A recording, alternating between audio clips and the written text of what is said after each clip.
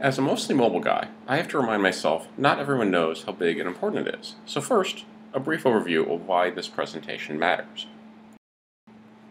There are more mobile devices than humans. Yes, over 7 billion devices in use.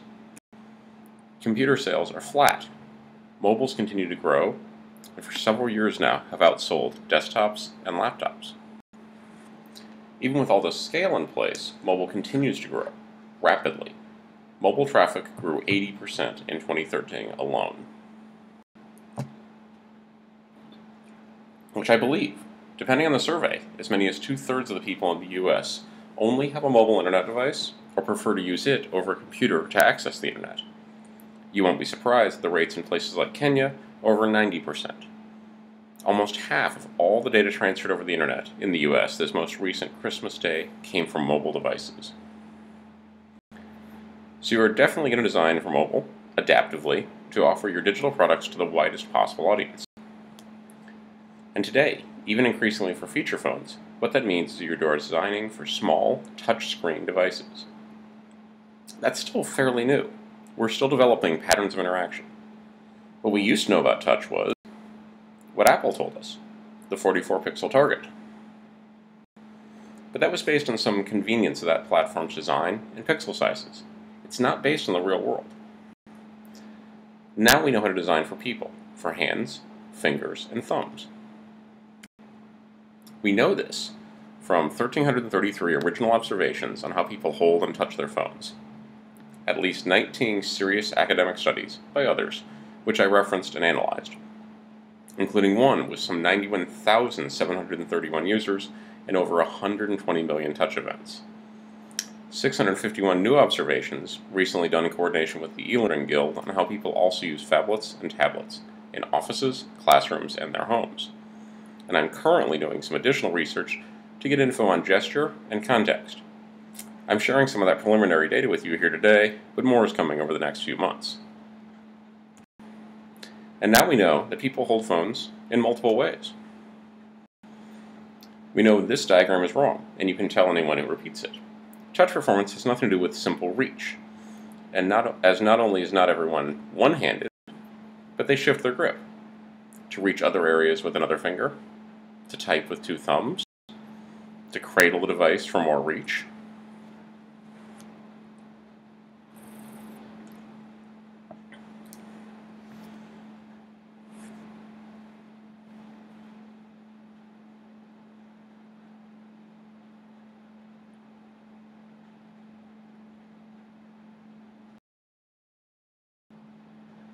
And the more I watch people, the more I'm amazed at how variable their interactions are, how they're comfortable changing their hand position, how they touch the screen in different ways to do different things with their devices. Phablets, the largest things you'd consider phones, are still used a little more when sitting down than normal-sized phones. And tablets are used a lot in stands and set down on tables. Large tablets, like the 10-inch iPads, are used about a quarter of the time with physical keyboards, and almost 10% with pen styluses. In fact, as devices get larger, in general, they are used less and less held in the hand. Distance from the eye varies by device class. And the smaller the device is, the more it is used on the move. Now, on the move doesn't mean in buses, but can just mean when you walk around the house or office, instead of being able to stop and refer to that tablet on the table or the computer at your desk. We know that people are more accurate in the middle of the screen, pretty much any screen. They also subconsciously know this, so are more confident at the center, but will slow down to tap corner or edge targets. This is the data of accuracy of touch on various devices, aggregated over those very large numbers of individuals. Black is more accurate. And from this we know how accurate they are by section of the screen. We know it has nothing to do with finger size and no direct relationship to reach. There are not no-go areas to avoid or put dangerous controls, just areas of more and less accuracy, which we can easily account for in our designs. Visual targets are important. As much as no affordance interfaces and secret gestures are a trendy way to insist you are making delightfully surprising experiences, making sure your simple actions just work is a much more sure bet. Visual targets must attract the user's eye, be drawn so the user understands that they are actionable elements, be readable so the user understands what action they will perform, be large and clear enough the user is confident that he can easily tap them. A word on size. People use different devices in different ways, as we've said. Just one is distance, and the ways of holding. Tablets, for example, are held or placed on the table further from the eye than phone-sized devices, so you need to make the text bigger. Angular resolution is what matters, instead of absolute size. That's calculated based on the distance between the screen and the viewer's eyeballs. This is actually the simple version of that formula. To get the 3,438 number requires knowing the size of the sensors in your eyeballs, and so forth. So very small phones, which are not all feature phones, can get away with tiny 4-point type. For most smartphones, 6-point. For large tablets held in the hand, use 8 points, and for tablets used on surfaces or on stands, 10-point. These are minimums. At least 2 points larger for almost all actual uses of things like body copy, even larger for more readability, for active environments, and for older populations, like me. The smallest sizes are okay for things like labels under icons, though. Clickable items need to not just afford their action, making it clear what it does, but do so consistently. Someone tell me why my calendar name, attendance, and the participants are selectable rows, but the location is a link and I have to click exactly where the link is. Be consistent and make the whole contained areas, rows and boxes, selectable, as that's what's expected. I did say finger size doesn't matter. Well, not for touch target size or touch accuracy, really at all. But they do still get in the way. This is a little anecdotal, but I've seen similar results on real projects. When I updated to the new Twitter, I kept hitting the old Add Person icon, because it's got a plus and it's visible in the other action area up top. But mostly because the compose area was obscured. Plus I like to focus in the middle of the page like every human, so simply missed it down there. That sort of behavior makes me abide by a simple rule. Don't put anything below the target, maybe not to the right either. And by anything I mean information about the target. A carousel with labels below won't work well.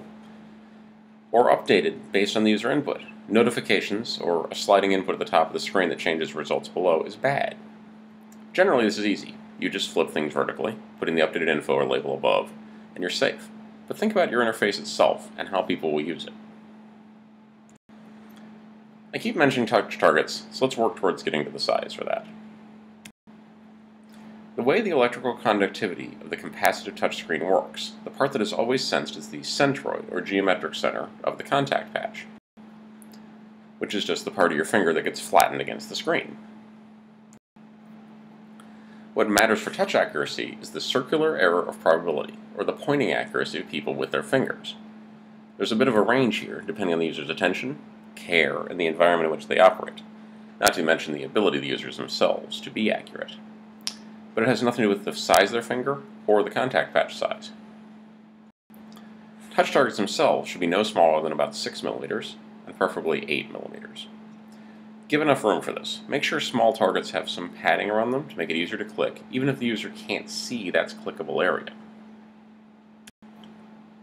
Touch targets are relatively easy. Just remember those numbers. What really matters is interference. If you have to remember one lesson and one set of numbers, remember interference.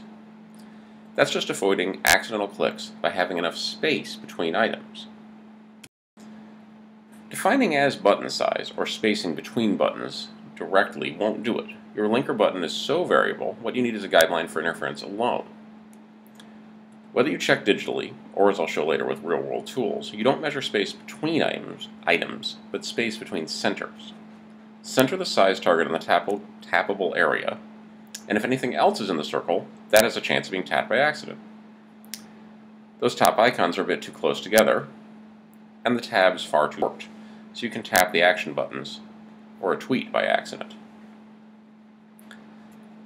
The icons in the middle of the page are small, but most important is that missing them selects the tweet you're viewing.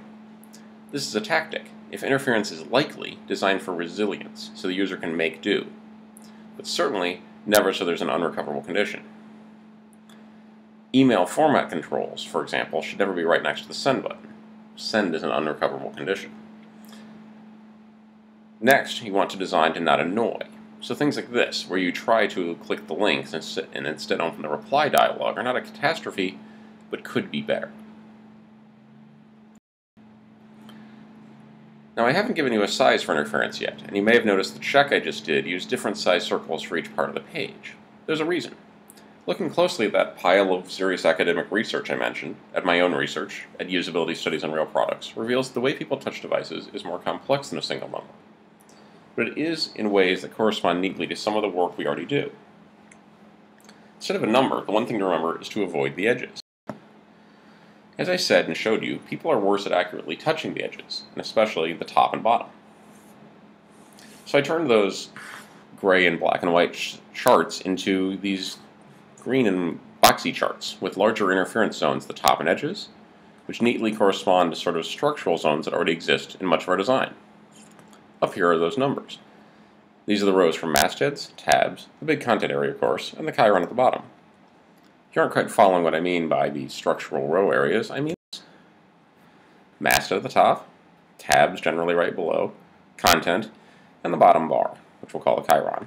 And if you look at the few squares overlaid here, you can see how they correspond to the diagram of where people touch screens accurately, or not. You can see the red square where things are a bit too close together, also. I'm starting to call this designing by zones. You just make sure those strips exist, and make sure they have proper spacing for the handset screen selected. Lastly, I say the best way to work with a lot of this stuff is to do it at device scale. Work on the device, send images and code to the handset. Sketch at device scale, so you start with it being the right size. Let's avoid too much reliance on your computer screen and PowerPoint to show it off. Size guidelines are fine, but you can help yourself a lot and reduce the time you spend doing math just by checking your work at scale. Take the design out of Graphel, Visio, Axure, Photoshop, InDesign, or whatever, and get it off the computer. There's no need for clever prototype tools, though things like Git Launch or PopApp do work well. Just put the screens in the device gallery.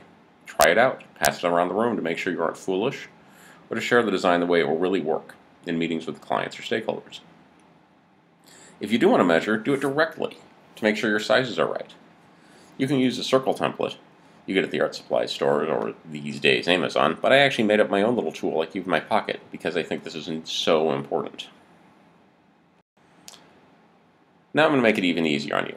Just follow these 10 guidelines to make your designs work for touch and for people in the real world. They hold phones in multiple ways, depending on their device, their needs, and their context, and they do it without knowing, which also means you cannot observe yourself well enough to predict that anyway.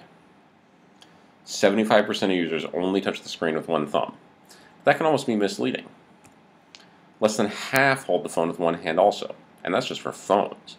Much less for phablets and tablets, of course. 36% cradle the device, using a second hand for reach or stability. And fully 10% hold it in one hand and tap with a finger, giving a totally different interaction. Users have what we can call a subconscious preference for viewing and selecting items in the center of the viewport. Follow a good mobile pattern of list views or grid views and put your main content and interaction in the middle of the page. Make sure menu bars, tabs, and action items on the top or bottom are secondary. Fingers and thumbs are opaque. Notice where your user's hands are and don't put critical information or functions out of sight. When scrolling, people's thumbs or fingers are moving around the right half of the screen, or the lower third if side scrolling. That's because they're looking at the left and top of the screen. Yes, this is true even for left-handed users. They'll reach across the screen. You have to keep key information away from there, and especially make sure that nothing changes while they scroll appears in a place that will be covered by thumbs or fingers. Make key information appear elsewhere, where it won't be obscured. Because of the center preference, you need to make sure the bottom of your scrolling articles and forms are padded, so users can bring that last line of text or that last field towards the middle of the page. Otherwise, they will still try and waste time, then be that little bit more dissatisfied. And avoid this trendy way of showing pages that fit the viewport and snap to the page so you can't really scroll. People don't read like that. The larger devices get, the further away from the eye they're used. Small handsets are held very close to the eye, larger ones in phablets further away, and tablets at approximately desktop distance, since so many are in stands with keyboards. Minimum text sizes vary from 4-point to 10-point depending on the context, but we can make good guesses based on device class. Icons and other elements follow these same scale rules and can roughly follow about these actual sizes. They have the same concerns of readability as text. Be sure to provide the largest practical touch targets. Don't just code the word or icon as a link, but like these guys do, make the whole box around it a link also. Tap anywhere nearby and you hit the target. Look around and you'll see this is a known best practice. That Google drawer menu isn't as small as it appears off in the corner of the page. A default implementation also opens it when you select the branding or the label for the page, so it's much easier to tap. Design by zones, spacing selectable items to prevent interference based on how well people touch parts of the screen. You can almost get away with calling this tip avoid the corners instead. Edges and corners have less accuracy. When putting items here, space them further apart and use fewer tabs or menu bar items. The sides are also a bit worse than the centers, so avoid actions that take place only at the left ends of a list. Take advantage of the natural middle selection preference and accuracy. Remember to plan for interference and space unrecoverable or annoying to exit items far from others. Provide undo features, and so forth. Make sure selectable items are clearly selectable. The jury's still out on the details here, but I'm seeing enough observations I'm comfortable saying what seems obvious. If it doesn't look clickable, people don't know it is. Underlines aren't bad for text in line, but you mostly need to bound tappable items. That doesn't mean everything has to be a bold box or default button. Here, translucent backgrounds in the menu and controls, and a sort of circular tab strip around the middle suffice to define them as functions. I'm starting to see that any bound item is considered selectable. If a visual designer had boxed the title element for consistency, people would assume they can tap it to get more details, which they cannot. This is better. It's differentiated by a distinct style and combined with a few typical icons like play, clearly say these are clickable. If you use gestures that involve dragging from off the screen, you might be forgetting about raised bezels. Phones are flat, right? Well, no. Plenty have a raised bezel to protect the screen, and many users put cases on their phones. What this means is many users cannot actually get to the edge of the screen. If they really press their finger, they can get skin under the edge. But remember, the screen senses the center of your contact area. It's going to think the user is touching somewhere around here instead. Avoid edge gestures or provide plenty of padding, at least 6 millimeters, so they work for all your users with a case. Draw on paper, put your designs on the phone whenever you can, carry the phone outside and actually tap on the screen. How it works and looks on the real device is very different from how it looks in Photoshop on your computer. And make everyone else do this also. Pass the phone around the room instead of using the projector. When ideating, bring device templates and devices themselves so everyone can not just wave their arms, but try out your product and others right there in the room. Most of all, design for hands, fingers, thumbs, and people. If you want to read the articles and research reports it is based on, just see my design pattern wiki, or just ask me. If you miss any of these addresses, just Google my name and you'll find me. I'm happy to discuss any of this, or come to your company to help address your specific problems or concerns.